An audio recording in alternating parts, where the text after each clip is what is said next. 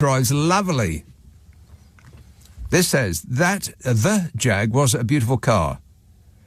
Completed by the iconic badge. Just for once, cut the sarky comments. The Jag? Which one? That whole Jaguar thing is just preposterous. And I think it does actually demonstrate that this country has started the silly without me. The boss of Jaguar has defended the car marque's dramatic rebrand after critics called the new Advert woke. Oh, God. It's woke, that is. Go woke, go broke. Yes. And they pointed out that the advert doesn't feature any cars. Oh, well. When Jaguar find that out, they're going to be furious. You better let them know. Rawdon Glover, the managing director of the Indian-owned firm, has also hit out the vile hatred and intolerance directed at the eccentric-looking models who appeared in the video.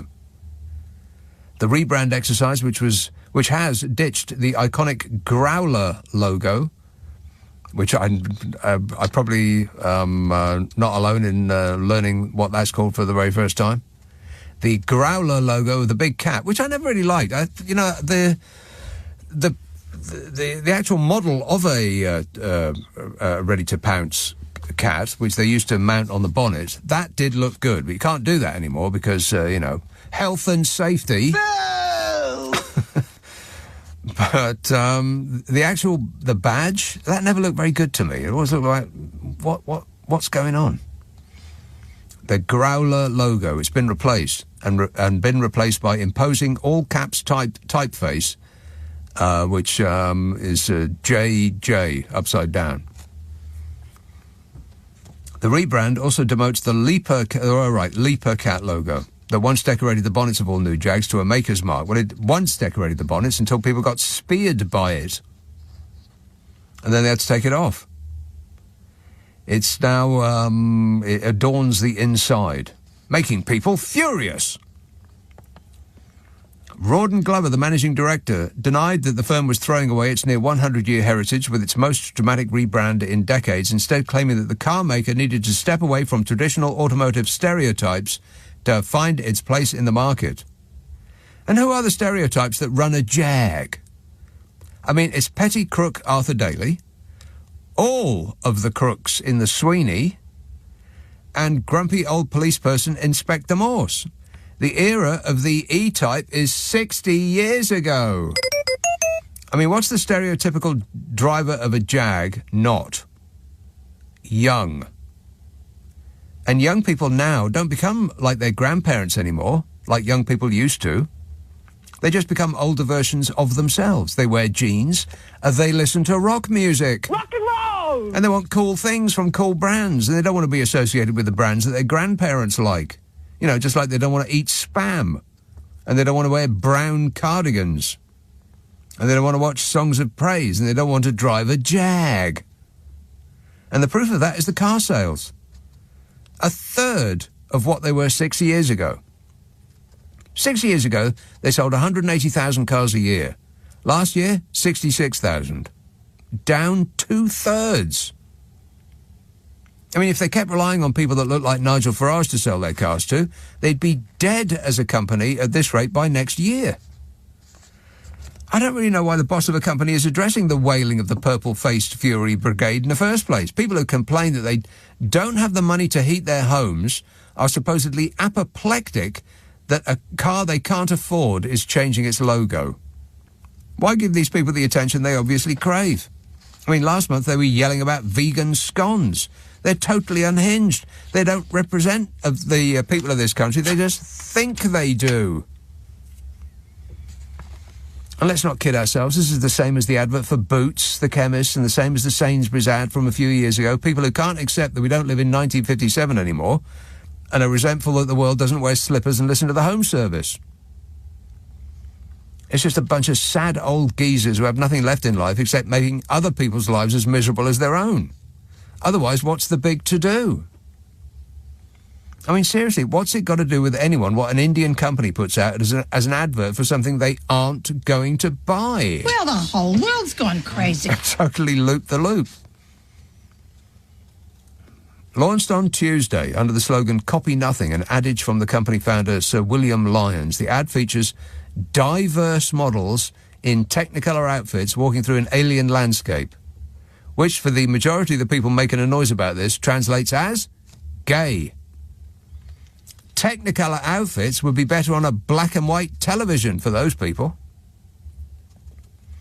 I mean, if you're wearing something that can be seen in fog, that's gay, and they want it stamped out in case it infects them with its gayness. They're petrified that if they're subjected to people wearing Technicolor outfits, they might turn into one of those plus people. You know, the LGTBCDEFGHI plus people. They won't know which bathroom to use.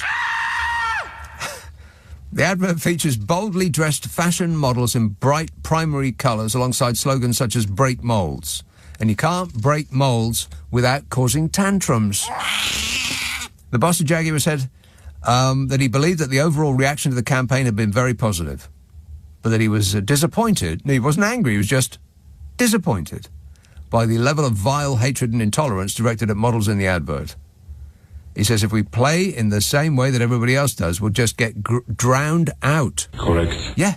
I mean, I bet if you saw an advert for a car without the branding, you wouldn't be able to tell me which car you're looking at. They're all the same. Car swishes through town on empty streets and parks in front of an office block, where you know in real life you'd never be able to park. Or car swishes through an alpine pass on a deserted road. What the car is never seen in is stuck in traffic. Never seen searching for a parking space, never crawling through town in a 20-mile-an-hour zone. They're all instantly forgettable. But this ad isn't. And it's just a placement ad. I mean, they don't actually have the cars to sell yet. So you don't have to decide not to buy one yet. The fuss is because a small bunch of tweedy old geezers resent the modern world and wish it could go back to some imagined idyll where it's always warm and sunny, and the only time you were allowed in the front room was when the vicar came round. And the only thing that gets them angrier than the thought of young people having hot personal relations with each other is young people in loud clothes sniggering at them for getting angry at all of that. Well, wake up, Grandad. It's later than you think. And all that it's woke nonsense is shorthand for things aren't the same as they were when my knees didn't creak. It's being rueful that they didn't have the time of their lives when they were young enough to enjoy the time of their lives. It's regret at the passing of years. Because I'm pretty sure that the people making all the fuss about this didn't used to be resentful and sad when they were young. Jaguar should forget those people. They don't buy cars. They wouldn't buy a Jag even if they could. They'd buy a Honda Civic. And besides, some of the biggest successes in business have been rebrands that caused similar storms of fake outrage when they were introduced. Dunkin' Donuts became just Dunkin'. What, no donuts? They screamed. Burberry went from fusty suppliers of raincoats to the middle-aged middle class and comedy French detectives to being the choice of Essex boys and girls, and a chav was barely ever seen without some of its check on them. So Burberry went woke. They got in a lot of skinny models and that girl out of Harry Potter, and its revenue went up 20%. GlaxoSmithKline rebranded as GSK. They threw out their old logo, but nobody chucked out their toothpaste. McDonald's went from bright plastic to McCafes with Wi-Fi, and no one yelled, "Where's Ronald?" Lego went from failing theme parks and clotheslines and jewellery and rebranded by cutting the different types of Lego bricks you could buy in half. And with the help of Lego Movies, it became one of the biggest turnarounds in corporate history. Starbucks ditched the words Starbucks coffee from their logo. Changed the siren, that long-haired woman on their branding, from black to woke green. Oh, no. Emphasised all the other stuff they sell. Coffee fans were reported to be furious, and sales went through the roof. The cooperative became the co-op. Stuffy wording that reminded people that they sell funerals went all light blue and curvilinear. And the elderly commentators and fury mongers had a fit. And the co-op went from a loss-making business into profit in 1 year. I mean, I could go on, but what's the point? People are going to hate. Because for many, it's the only pleasure they have left in life, making other people miserable. What a way to run a planet, eh? Dreadful. At Select, we've got